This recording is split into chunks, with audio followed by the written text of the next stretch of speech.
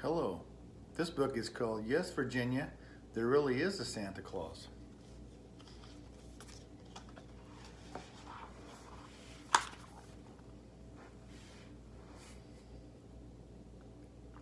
Christmas time is full of joy and happiness, usually, but one year long ago, Christmas wasn't very happy at all.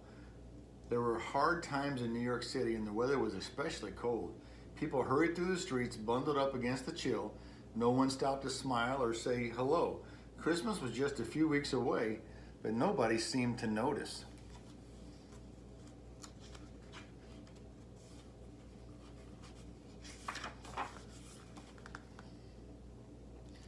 Nobody, that is, except for a little girl named Virginia.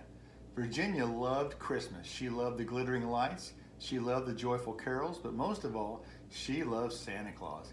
She could hardly wait for Christmas Eve when she saw that they would be setting out a plate of cookies and listening for the sleigh bells. This year, she even made her very own Santa Claus book. Wow, Virginia's best friend Ollie exclaimed as he looked at the book. We should show Tom and Taylor and George. Come on, let's go. Virginia was a bit nervous about showing it to everybody, but Ollie was already running down the stairs. So Virginia grabbed the book and followed him out the door.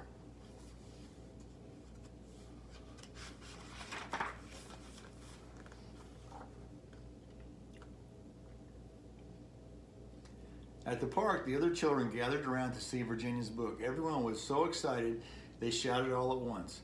Last year, Santa brought me a train set, said Tom. He brought me a dollhouse, exclaimed Taylor. I got a baseball mitt, said George. Did Santa bring you a baby bottle too, said a voice. Charlotte, the meanest, bossiest, snootiest girl in town, pushed her way forward. You still believe in Santa? Charlotte scoffed. Ha, that's funny. No one could travel the whole world in one night. That's not true, said Virginia. Santa is as real as you are.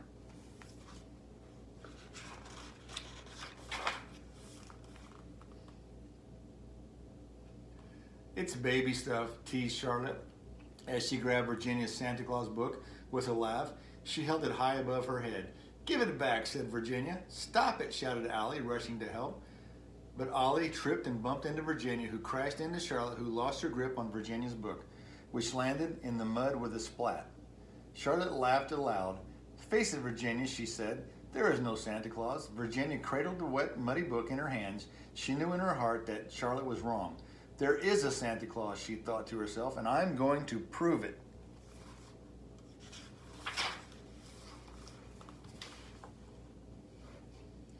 That afternoon, Virginia visited a place she knew was full of answers, the New York Public Library.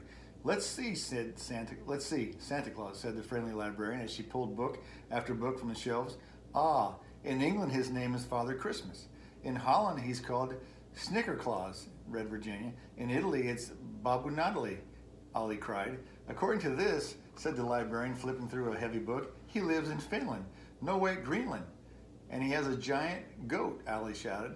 Virginia looked at the piles of books on the table. She was frustrated. This is all interesting, she said, but none of it tells me that Santa is real.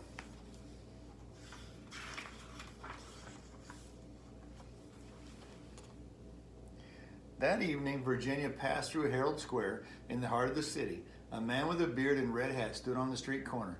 Virginia's heart leaped, but the man was skinny and scraggly, and his beard was tied on with a string. You're not Santa Claus, Virginia said. That's true, I'm not, replied the man. That's why you dress like him, Virginia asked. I suppose you could say I work for him, said the scraggly man. I try to do whatever Santa would do if he were here. The man jingled a rusty old bell. He was collecting money for the poor. Shouldn't you be wearing a coat? Asked Virginia. Well, I had one, replied the man, but someone needed it more than I did, so I gave it to them.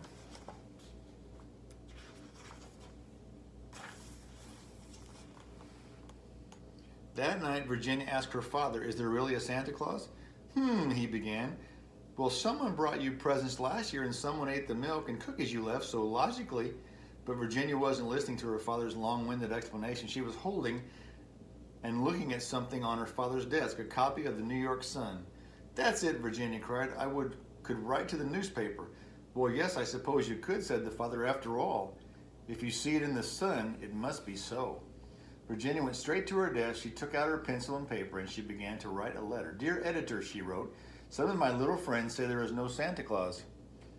Papa says if you see it in the sun, it's so. Please tell me the truth. Is there a Santa Claus? Virginia smiled. She knew that when the son received her letter, the editor would surely give her name and give her the answer that she was looking for.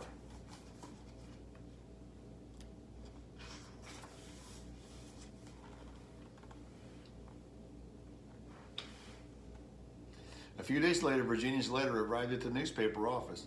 Santa Claus, growled Francis Church, the editor of the Sun. This is preposterous. We report facts, not fantasies. I don't know, sir, said Lewis, Mr. Church's assistant. Maybe you should answer it. Lewis, people rely on this paper for the truth, said Mr. Church. We need to maintain our credibility. But she's only a child, Lewis pleaded. Everyone grows up sometime, Mr. Church said coldly. He tossed Virginia's letter down the garbage chute, which shut with a loud bang.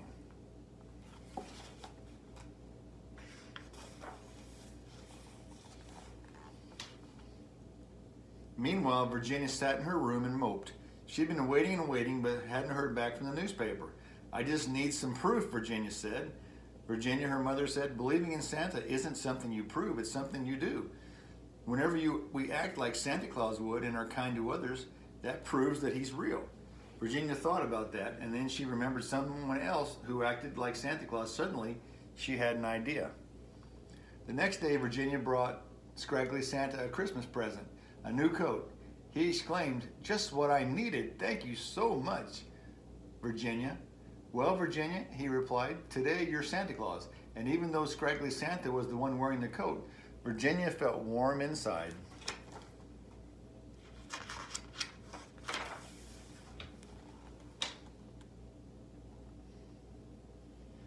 Isn't that adorable, said a familiar voice. Virginia turned to see Charlotte standing nearby. On her face was a nasty smile, and in her hand was a crumpled letter. I found this outside the newspaper office, Charlotte said, in a garbage can. Virginia felt a hole in the pit of her stomach. The newspaper had thrown her letter away. She couldn't believe it. With tears in her eyes, she ran as fast as she could, away from Charlotte. That night, Scraggly Santa burst into Mr. Church's office. This letter was written by a friend of mine, said Scraggly Santa. I think you better answer it. I'm sorry, but I only print the facts, replied Mr. Church. When people believe, they make the world a better place, he said. Answer that letter and you'll give this girl and maybe this whole city something to believe in.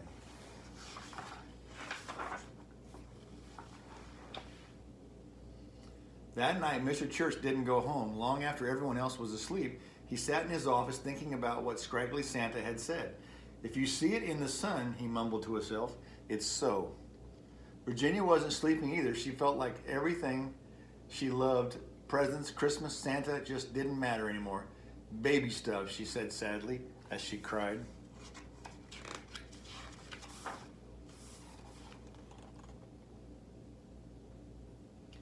The next morning at breakfast, Virginia started to eat her porridge. She didn't feel like eating. She didn't feel like doing anything. Virginia's parents were worried. They had never seen their daughter so upset and sad. Then there was a knock at the door. Look, shouted Ollie as he held up a newspaper. Virginia gasped as she read the headline. She couldn't believe her eyes. In the paper was an editorial, a message written just for her.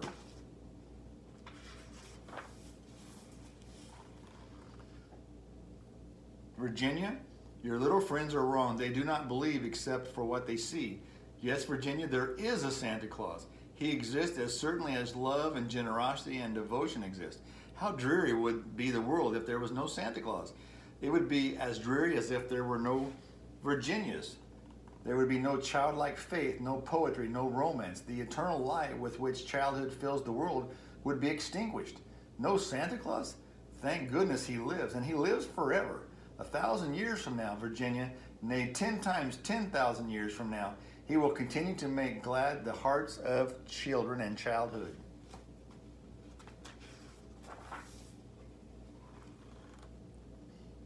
Virginia had never been so happy. There was a magical feeling inside her bursting to get out. Merry Christmas, she shouted to the street below. Merry Christmas, replied an old man who was passing by. He had rosy cheeks, a snowy white beard, and a twinkle in his eye. The old man reached into his coat and handed something to Virginia. It was her Santa Claus book, good as new.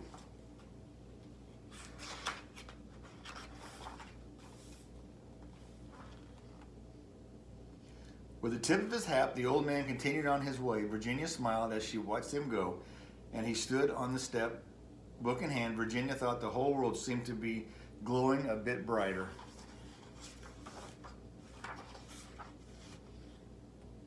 Merry Christmas. The end.